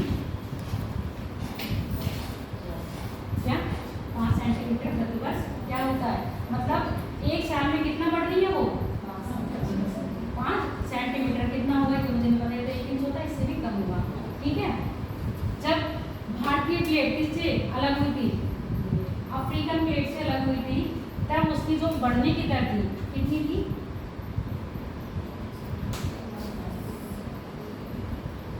12 सेंटीमीटर प्रति वर्ष। 12 सेंटीमीटर प्रति वर्ष की तरफ बढ़ रही थी। पर जब ये प्लेट कहाँ टकरा गई आपकी, तिब्बत प्लेट में, किसमें टकराई, तिब्बत। अभी मैंने कहा एक यूरेशिया प्लेट है, यूरेशिया प्लेट के अंदर ही छोटी प्लेट आ रही है तिब्बत प्लेट। जब वो तिब्बत प्लेट क्यों बन रही है, तिब्बत का पठार सुना है ना, पठार का मतलब लावा आया होगा, और लावा आके क्या बना होगा, फ्लो हो गया होगा। तो लावा कब बना होगा, जब दो प्लेटें अलग हुई होंगी। ठीक है, जब दो प्लेटें अलग हुई होंगी। और पर्वत कब बने होंगे, जब दो प्लेटें टकराई होंगी। ठीक है, तो ये समझ लो आपकी क्या है, तिब्बत प्लेट, और ये आपकी है इंडियन प्लेट। जब इंडियन प्लेट तिब्बत पहले क्या है, 12 सेंटीमीटर प्रति वर्ष की रफ्तार से क्या करते थे, मतलब रफ्तार मतलब इसकी चाल आगे प्रभावित हो गई थी उत्तर पूर्व दिशा में। जब ये तिब्बत की प्लेट से टकराई तो इसकी गति में क्या हो गया, कमी हो गई। कमी होने के कारण अब ये कितने 2 सेंटीमीटर प्रति वर्ष बढ़ती खिसक रही है। ठीक है, और जो महासागरीय प्लेटें हैं वो 5 सेंटीमीटर प्रति वर्ष, और जो महाद्वीपीय प्लेटें हैं वो 2 सेंटीमीटर प्रति वर्ष खिसक रही हैं। और जब अफ्रीकन प्लेट से अलग हुआ था तब कौन कितने उसमें था, 12 सेंटीमीटर प्रति वर्ष। जो बच्चे नहीं आए होंगे उन्होंने कहा होगा ना चले तो अच्छा है ना, इसलिए वो नहीं चलता। इतनी क्लियर हो गई, चाहो तो अपनी किताब पर लिख लो, मतलब किताब में कॉपी कर लो।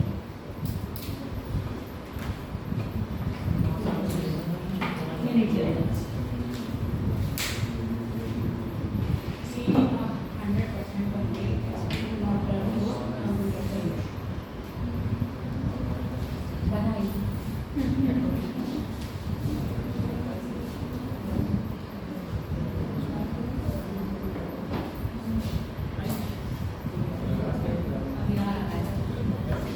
एक आध पॉइंट लिख लो, जैसे कुछ मेन है। ये क्या बना दी भैया, समझ देना, पूरा गोला नहीं बना है, थोड़ा सा ओवल शेप में हो गया है। ये हमारी पृथ्वी हो गई, इसको हमने 0 डिग्री यानी कि इक्वेटर से क्या कर दिया, आधा आधा 8 इसको। अब आप ध्यान से देखो, अभी दिमाग में थोड़ा सा मैप में तो मैंने दिखाया उसको कर लो। देखो मैं तो उसी में समझाती, आपको नहीं आ रहा है तो लगता है कैसे समझ। जो उत्तरी गोलार्ध है इसको हम स्थलीय गोलार्ध भी कहते हैं। क्या कहते हैं, स्थलीय गोलार्ध। स्थलीय गोलार्ध क्यों कहते हैं, बोलो ना, एक तो बच्चों तुम लोग गूंगे हो जाते हो। देखो पहले तो समझ में आता है, बच्चे छोटे होते हैं, टीचर क्या करता है, नहीं बोलते हैं तो बच्चों को चुटा चुटा, बोलो नहीं मारेंगे, बोला तब भी मारेंगे, नहीं बोला तब भी मारेंगे। अब तो मारने का सिस्टम नहीं है और तुम लोग बच्चे भी नहीं हो, है ना। तो जो भी आता है, क्योंकि जब तुम बोलोगे तब तुम लोगों की चुप रहने की हिचकिचाहट होती है ना, वो चीज़ खत्म हो जाती है। आपको मैं अपनी स्टोरी सुनाऊँ, जब मैं बीएड कर रही थी तो उस समय हमारे होता था सुबह सुबह जो प्रेयर होती थी उसमें एक आपको स्पीच देनी होती थी रोज, यानी ये कह लो एक ऐसी प्रेरणात्मक कथा सुनानी होती थी, स्टोरी वो लानी होती थी। अब सबका टर्न लगता था और या तो आप अपने मन से कर लो तो आप बच जाओगे, नहीं तो फिर क्या होता, जबरदस्ती आपको उठाया जाता। क्यों? आप एक शिक्षित बनने वाले हो तो आपको बोलना आना चाहिए, बच्चों को पढ़ाओगे तो उनके सामने क्या आना चाहिए, आपको बोलना आना चाहिए। अब मैंने उस दिन क्या था, बारिश हो गई थी तो बच्चे बच्चे कम थे, बहुत कम बच्चे आए थे। मैंने कहा आज मौका अच्छा है, मतलब जो एक पूरा हॉल भरा होता है ना, उसमें बोलने में थोड़ी हेजिटेशन होती है। मैंने कहा आज मौका अच्छा है, आज मैं बोल देती हूँ। तो उस दिन मैंने अपनी जो लेके गई थी प्रेरणात्मक कथा, वो स्टोरी पूरी सुना दी थी। उस दिन मुझे थोड़ा सा, जब पहली बार स्टेज पर चढ़ते हैं तो मुझे ऐसा कंपन होता है। और एक बार हमारे यहाँ वो हुआ था पोस्टर मेकिंग कॉम्पिटिशन, तो उसमें आपको अपना पोस्टर बनाना था, उसके बारे में फिर आपको बताना था।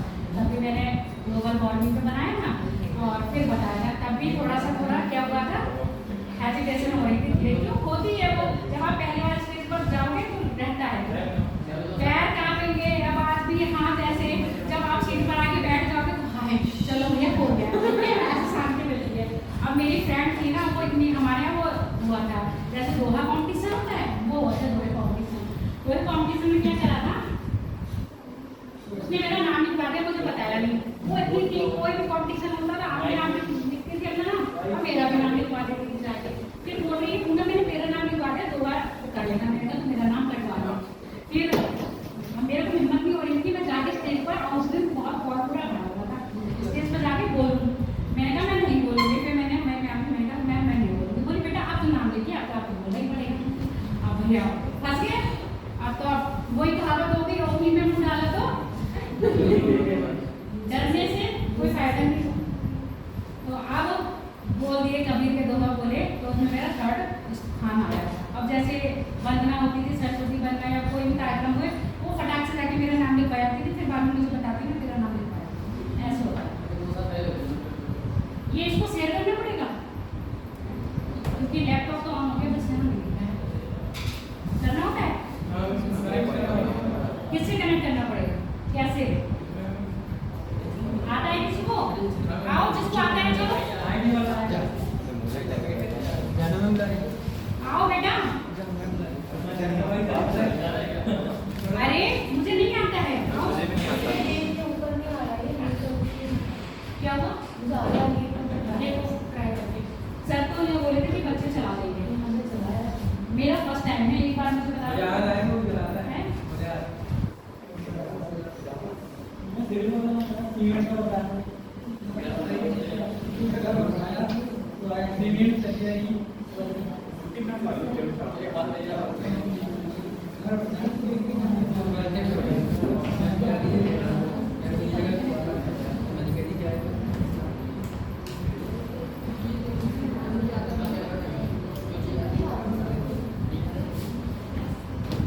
नहीं तो पहले मैं आपसे सबको आता है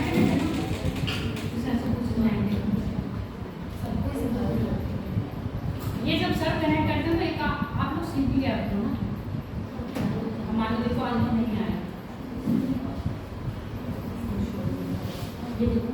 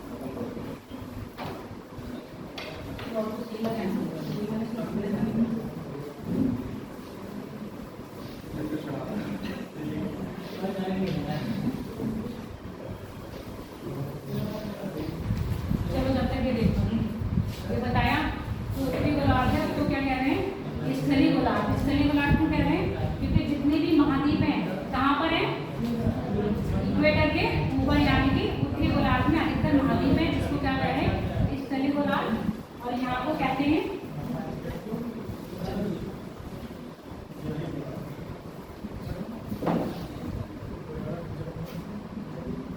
जलीय गोलार्ध। क्यों? क्योंकि जलीय गोलार्ध में ज्यादा से ज्यादा जल है। ये ठीक, ये सीधे उन्होंने ऐसे अपना जो थ्योरी दी है ऐसे ये सिर्फ आपके पॉइंट हैं। कैसे पूछा जाएगा?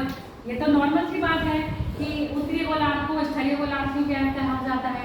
तो ये क्या है? क्योंकि वहाँ पर अधिक मात्रा में क्या है, ज्यादा से ज्यादा महाद्वीप कहाँ पाए जाते हैं? उत्तरी गोलार्ध में। क्यों? जैसे नॉर्थ अमेरिका, यूरोप, एशिया, ठीक है। और यहाँ पर आपका देखो, और दक्षिण अमेरिका आधा किस में आ रहा है? उत्तरी गोलार्ध में, और आधा और अफ्रीका।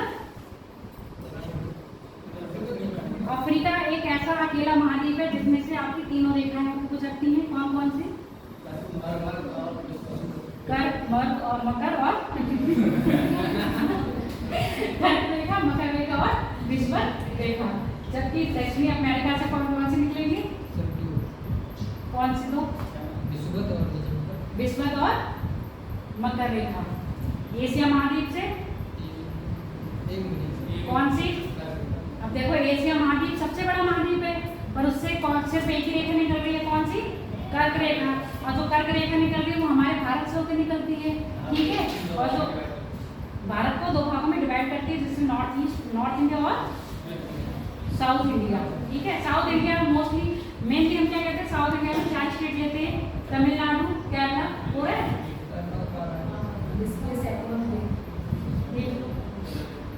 आता है। ठीक है, नहीं तो अभी सर आएंगे तो सर से पूछ लूंगी, फिर कल करवा देंगे।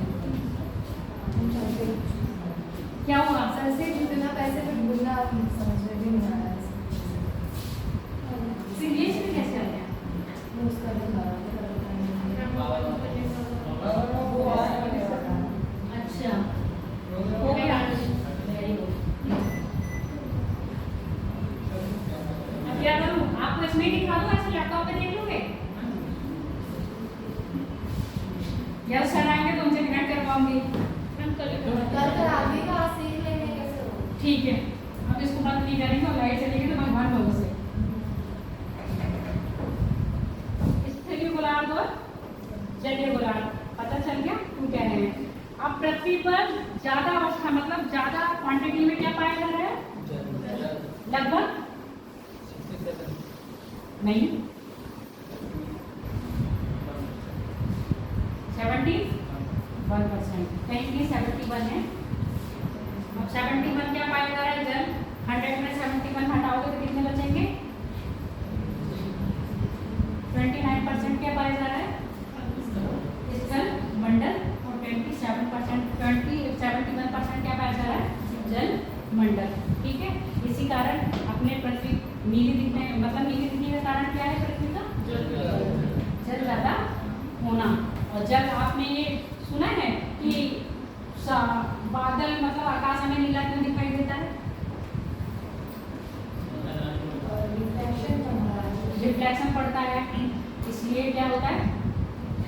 बादल हमें नीले, और रिफ्लेक्शन क्यों ज्यादा नीला ही क्यों दिख रहा है?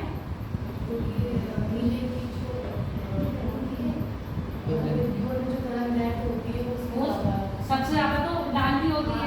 इसकी सबसे कम होती है, इससे ये ज्यादा रिफ्लेक्ट होगा। हाँ, जिसकी सबसे कम होती है वो रिफ्लेक्ट हो जाता है, ठीक है। इसलिए हमें क्या दिखता है? ये गोल दिखता है। देखो, आज सवेरे तो तुम्हारी खत्म होगी, जो मुझे पढ़ाना था उससे पढ़ाना था। अगर नहीं है तो मैं थोड़ा सा इससे बता दूँ फिर। उसमें जो मैंने अभी तक आपको आकाशगंगा, निहार का और ये जो वेव्स पर आगे दिखाई थी, इनका रिलीफ था, और जैसे महाद्वीप कैसे अलग हुए हैं उसका गिफ्ट था, ये सब दिखाना था। और कुछ नहीं दिखाने का काम ये टांग होता।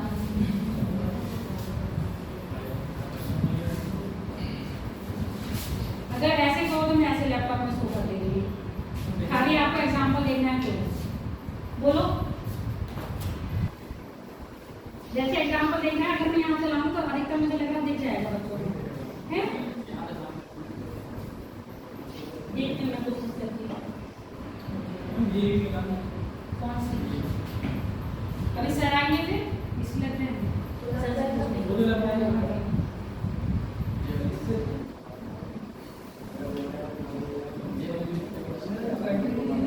ये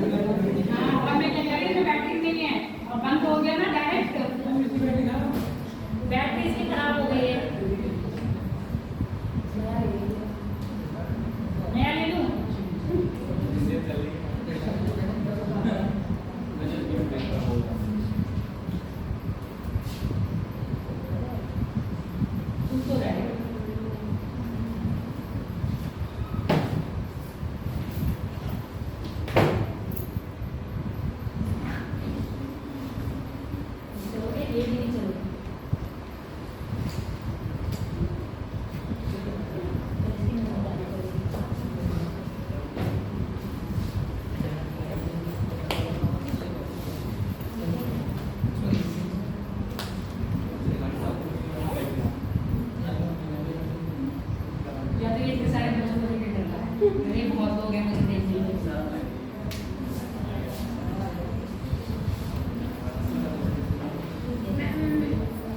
अभी रुको मैम बता रही हूँ। ब्लैक से दिख रही है? जा रहे हो? एग्जाम है? देखो ब्लैक से दिख रही है? अभी प्रोजेक्टर नहीं चला तो मैंने कहा जब तक इस पे दिखा दूँ। जी हम जी ये एक दिन फोटो का उठा दें। हाँ ये देखो। तो चलो मैं प्रोजेक्टर पे दिखा दूँगी। बस ये दिखा देंगे आपको।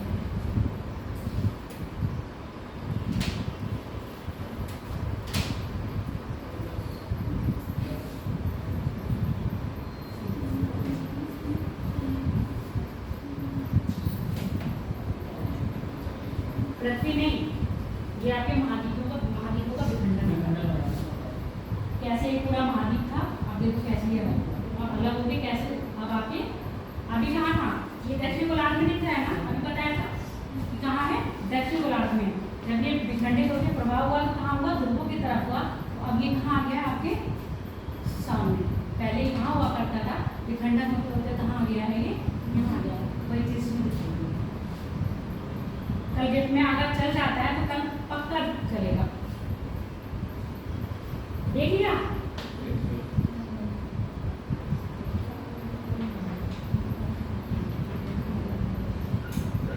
ये है आपका निहारिका। निहारिका क्या बताया था? गैस के बादल बताए थे ना, जिनमें अपना प्रकाश नहीं होता है, कैसे चमकते हैं? पड़ोस के तारे जो सीमावर्ती उनके समीपवर्ती तारे होते हैं, उनके प्रकाश से ये, जैसे हमारी पृथ्वी के पास अपना कोई प्रकाश नहीं है, चांद के पास कोई प्रकाश नहीं है, जितने भी ग्रह हैं उनके पास अपना कोई प्रकाश नहीं है, पर वो चमकते हुए हमें दिखाई देते हैं। कैसे चमकते हुए दिखाई दे रहे हैं? सूर्य के प्रकाश के कारण। सूर्य हमारा क्या है? सूर्य हमारा एक तारा है जिसका प्रकाश निकलता है और पृथ्वी या और ग्रहों के धरातल मतलब धरातल से टकराकर क्या होता है? रिफ्लेक्ट होता है, जिससे क्या है? वो चमकते हैं। ऐसे निहारिका क्या है? निहारिका के पास अपना कोई प्रकाश नहीं है। निहारिका क्या है? गैसीय पिंड है। और जब ये अधिक गैस क्या हो जाती है, मैंने उस दिन बताया था जैसे भाप होती नहीं दिखती है, पर जो भाप बादल के रूप में जाती है वो भी दिखाई देने लगती है। तो क्या है? तो जब ये गैस है ना, गैसीय अवस्था में ये गैस के अणु जब पास आने लगते हैं तो क्या बन जाते हैं? कठोर अवस्था में बन जाते हैं। और इनकी ज्यादा ताप दाब और आयतन के कारण क्या होता है? इनमें हाइड्रोजन हीलियम में कन्वर्ट होती है, क्या ऊर्जा मुक्त करती है, जिससे क्या होता है? ये तारे बनते हैं और तारे क्या होते हैं? चमकते हैं। जैसे आपके तारे दिखते हैं, ये साइन कर रहे हैं, यानी कि क्या है? हाइड्रोजन का हीलियम में ऊर्जा। कितने खुश हुए थे? ये एक बार बता दूंगी आपको। लाइव स्टार्ट है आगे क्या सर?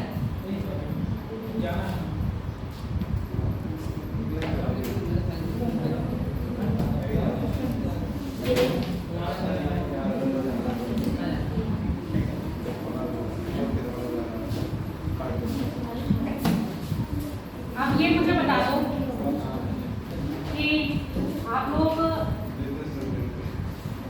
सब चीज जैसे एक एक महाद्वीप पढ़ाऊँ, जैसे अमेरिका महाद्वीप पर खड़े हुए हैं, जैसे पढ़ाऊंगी तो मेरी बात सुनो।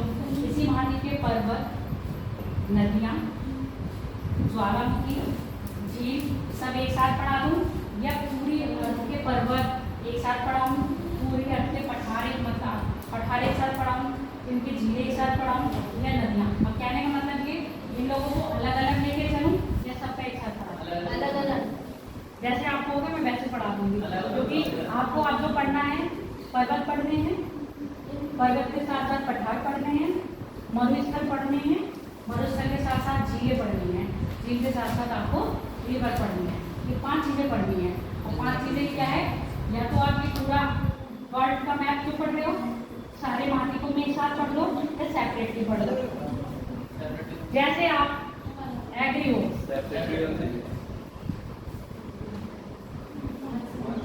समझ नहीं आया? जो मैं पूछ रही हूँ वो बता दो। सेपरेटली पढ़ाऊंगी, मतलब अगर कल मैं नॉर्थ अमेरिका पढ़ा रही हूँ तो नॉर्थ अमेरिका के ही सब चीज पढ़ाऊंगी। ठीक है? कंफर्म हो गया ना? फिर ये मत कहना कि मैम इस टाइम बताओ इस टाइम बताओ, यानी कि कल मैं इसलिए देखो फिजिकल मैप पढ़ा रही हूँ जो आपको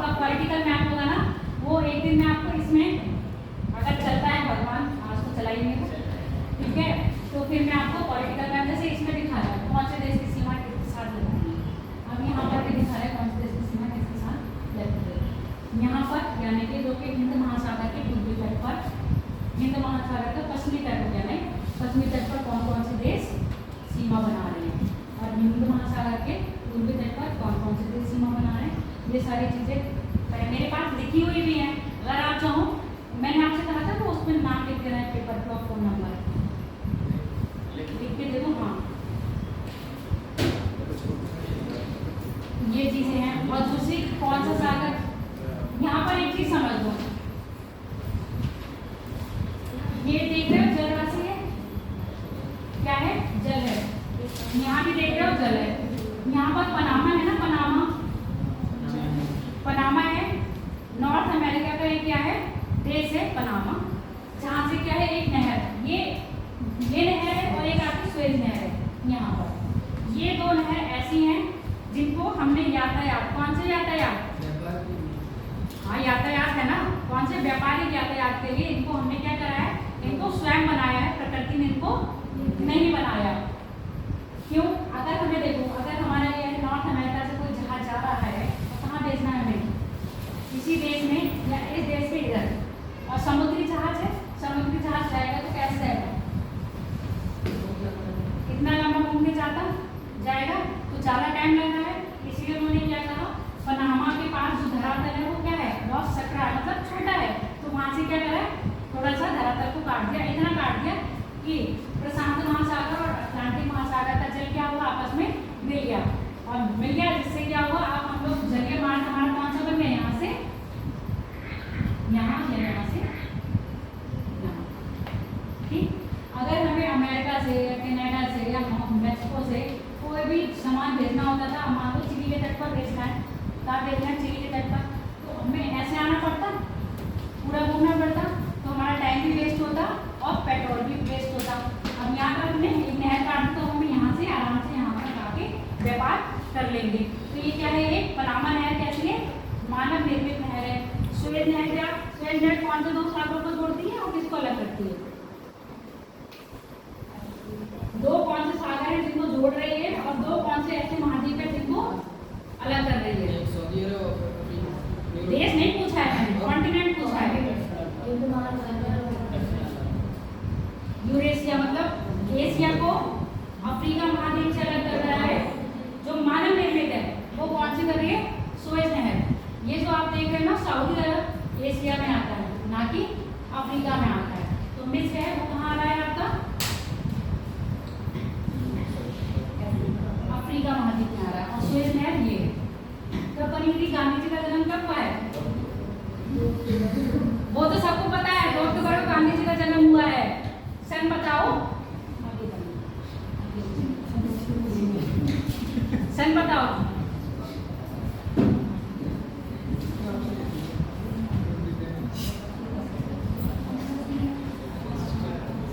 जिस समय गांधी जी का जन्म हुआ उसी समय आपकी सुएज नहर बनाई गई। ये मैंने ऐसे याद करा, जिस समय गांधी जी बॉर्न हुए हैं उसी समय सुएज नहर का भी क्या हुआ, निर्माण हुआ। सुएज नहर क्या करती है, आपके लाल सागर और भूमध्य सागर को जोड़ती है। दो जलराशियों को जोड़ रही है, कौन कौन सी, लाल सागर और भूमध्य सागर को। और पनामा नहर आपके प्रशांत महासागर को अटलांटिक महासागर से जोड़ती है। यूरोप देखो, या तो देश कैसे अलग हो रहे हैं, देखो ये ऐसे अलग हुए, दो महाद्वीप ऐसे अलग हो रहे हैं। अब हमने देखा यूरेशिया प्लेट एक ही प्लेट है, अब हम यूरोप देश की बात करते हैं, यूरोप की बात करते हैं, यूरोप कॉन्टिनेंट की, उसी में हम एशिया कॉन्टिनेंट की बात करते हैं। तो इन दोनों को भी तो कोई अलग कर रहा होगा, कौन कर रहा होगा,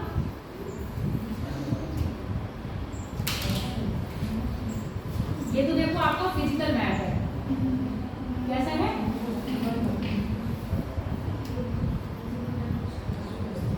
पॉलिटिकल मैप है, यहीं पे मैं बता दूंगी कैसे।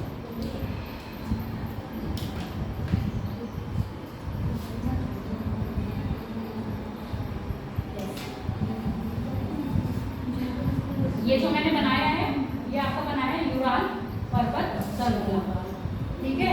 यूराल पर्वत से नदी निकलती है जिसका नाम है यूराल, और एक नदी निकलती है बोगवा। कौन सी, बोगवा नदी, ये दो नदी निकलती हैं। अब ये जो हमारा यूरोप, अरे पीछे बात नहीं करो, यूरोप एशिया से अलग हो रहा है, वो प्राकृतिक ढंग से हो रहा है, यानी कि कोई ऐसे नहीं है, प्रकृति ने इनको डिवाइड कर दिया। कैसे, यूराल यूराल नदी कहाँ गिर रही है? कैस्पियन सागर में। यूराल पर्वत, यूराल नदी, कैस्पियन सागर। कैस्पियन सागर के पास ही काकेशस पर्वत श्रृंखला। उसके बाद आपका आता है काला सागर। काला सागर के बाद वाचस श्रेणी। उसके बाद आता है भूमध्य सागर। ये सब क्या कर रहे हैं? ये आपके एशिया और अफ्रीका के बीच में, सॉरी एशिया और यूरोप और एशिया और अफ्रीका के बीच में क्या कर रहे हैं? डिवाइडेशन। अब यूरोप को अफ्रीका से अलग कर रहा है जिब्राल्टर जल संधि। जिब्राल्टर जल संधि यानी कि यहाँ पर एक जिब्राल्टर शहर है जिस पर किसका अधिकार है? जिब्राल्टर पर। बताओ। ब्रिटेन। जिब्राल्टर और मोरक्को के पास एक सकरा क्या है? सकरा मतलब संकीर्ण रास्ता है जहां पर दो सागर, कौन सा सागर? ये कौन सा है? भूमध्य सागर। और ये कौन सा है? अटलांटिक सागर। इन दो सागर क्या है? मिल रहे हैं, जिसको कहते हैं जिब्राल्टर जल संधि। जल संधि मतलब दो जल आपस में मिले और दो भूखंड कहाँ हो? अलग हो जाए। तो दो जल संधियां जल मिल रहे हैं। कौन कौन से सागर के मिल रहे हैं? भूमध्य सागर और अटलांटिक सागर के जल मिल रहे हैं कहाँ पर? जिब्राल्टर में। और अलग कौन कौन हो रहा है? यूरोप और अफ्रीका महाद्वीप अलग हो रहे हैं। अच्छा, यूरोप से एशिया महाद्वीप कैसे अलग हो रहा है? काकेशस श्रेणी। और एक वो भी है इस्तांबुल। सुना है? इस्तांबुल का नाम सुना है? क्या है इस्तांबुल?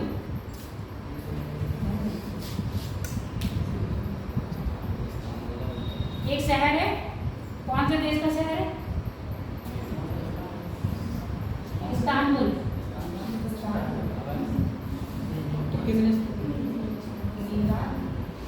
तुर्की है, यानी कि तुर्की का नाम क्या हो गया? टर्की है। ठीक है, उसका एक शहर है इस्तांबुल। इस्तांबुल तुर्की का एकमात्र ऐसा शहर है जो एशिया में भी आता है और यूरोप में भी आता है।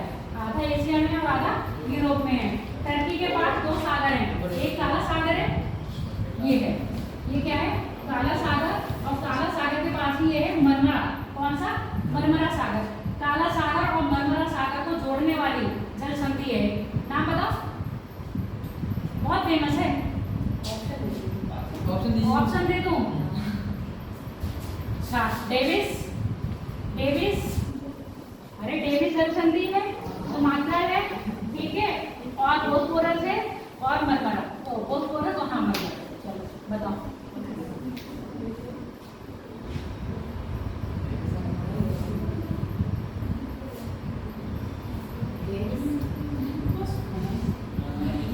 ऑप्शन में मांगे तब भी नहीं। बोस्फोरस कौन सी है? बोस्फोरस। बोस्फोरस क्या कर रही है? एशिया को यूरोप से अलग कर रही है और दो सागर, काला सागर और मरमरा सागर को आपस में जोड़ रही है। आगे बात समझ में? जल मंडल तो मैं तब पढ़ाऊंगी जब आपको जल मंडल पढ़ाऊंगी। सर ये बिल्कुल नहीं चला। बच्चों ने किसी को कनेक्ट करना नहीं आया, उसमें कनेक्ट हुआ नहीं है। अब ये भी ऑफ हो गया सर, ये भी ऑफ हो गया। ये बहुत दिन से चलेगा। हाँ, ये नहीं ऑन। ये तो ऑन हो गया था सर।